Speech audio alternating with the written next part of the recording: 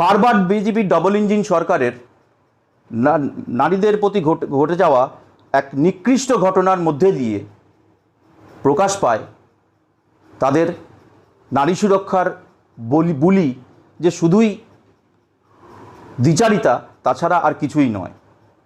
2023 সালে মণিপুর, তারপর 2026 সালে বিহারের নালন্দা, প্রায় সমগোত্রীয়।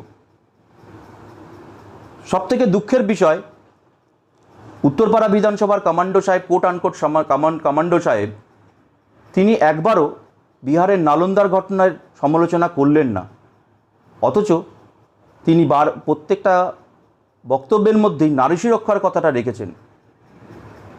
কমান্ডো সাহেবের কাছে প্রশ্ন রইল, তাহলে কি আপনি দ্বিচারী নন? রইল সিপিএম, ধানতলা, মনে পড়ে টর্চ। আর যেতে পারবো না, কারণ আমরা বারবার লজ্জিত হতে চাই না। তাই বাঙালি, আশা করি, বিশ্বাস রাখি, বাংলা বিরোধী অত্যাচারীদের প্রকৃত জায়গা 29 তারিখ